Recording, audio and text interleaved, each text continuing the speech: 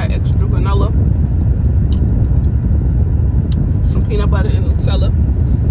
But no, I want to speak to y'all about something God has been dealing with me about, I want to say, for like the past 2 years. And it's about speaking up for myself and for the faith, for the gospel.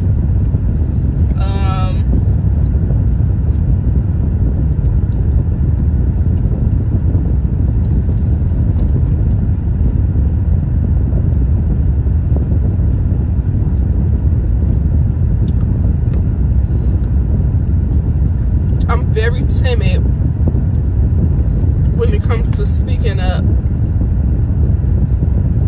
and it takes a lot for me to speak up. And the problem is, when I finally do speak up, it's a bit explosive. It's a bit explosive.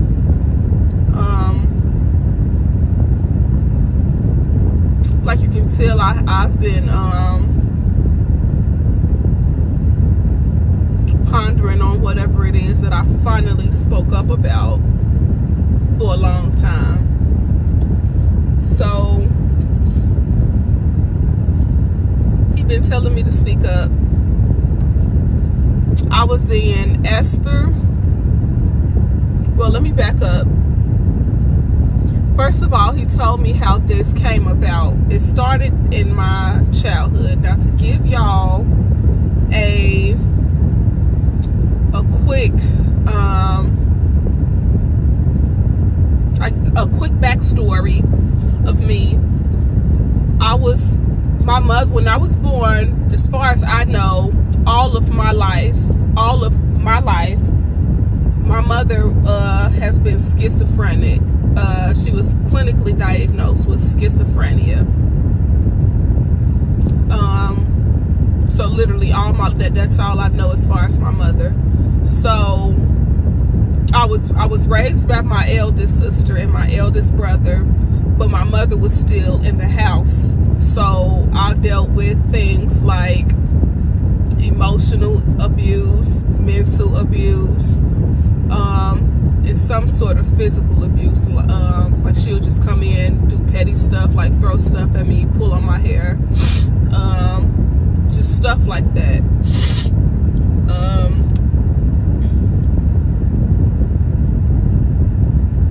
And she spoke word curses over me. What I mean by word curses is she would say things like, you are the Ebola virus, or you are the AIDS virus disease, stuff like that.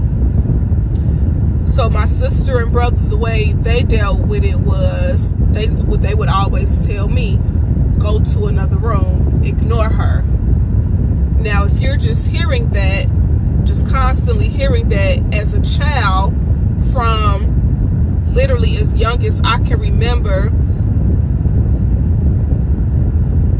imagine how that shaped me to communicate.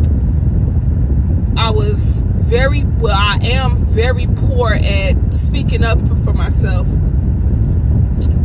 I noticed that when it's time for me to speak up about anything,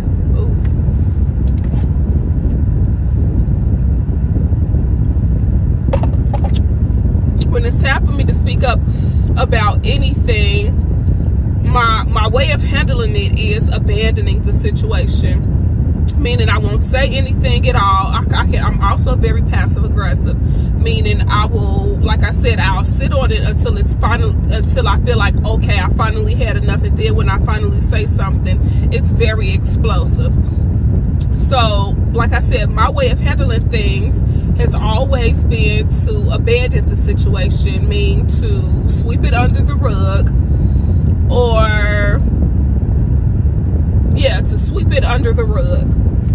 And God has brought this to my attention a few years ago, but it's just something I just sell with, like, okay, that's just the way I was raised. But no, God is now calling me to step forward and to speak out about the things that he tells me to speak up about, or things that just bother me in general. He's basically telling me, don't sit on it. If something is bothering you, speak up about it. And it's a way I'm going to teach you how to do it. It's not supposed to be done explosive, because it's ungodly. You're supposed to be assertive and do it with love. It's supposed to be done with courage. So I was in Esther chapter 4. Is it chapter 4 or chapter 5? Basically, when Mordecai had came to Esther and he had told her, he had warned her about keeping silent. He told her that if you keep silent, the Jews will be saved. God, he's going to handle the Jews or whatever, but you and your family, you're going to be the one to suffer. So he's just letting me know that if I don't speak up, if I don't say stuff to people who he tell me to say stuff to, warn them prophetically, then not only am I going to suffer, but in Ezekiel, remember when he told Ezekiel, if he don't do it, if he don't speak up and warn those people, if he don't say the things, if Ezekiel didn't speak up and say the things God had told him to say, their blood was going to be on his hands. So he's just letting me know.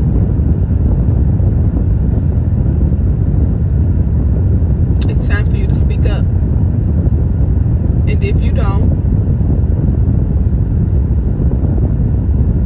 not only will they suffer, but you will suffer as well. Don't keep silent. Don't keep silent. Don't keep silent. If you have to flip tables over, flip them tables over with love. That don't mean go off and do things in ungodly anger, hooping, hollering, and cussing and stuff like that, but do it with love.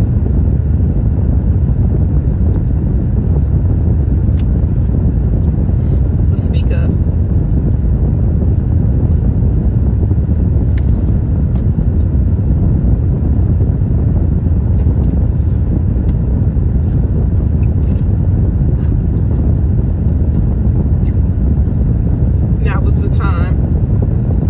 And another thing that comes to my remembrance from Esther is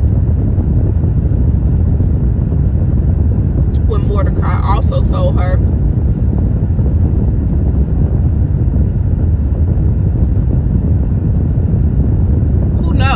who knows the reason God put you in this position. Esther had became queen.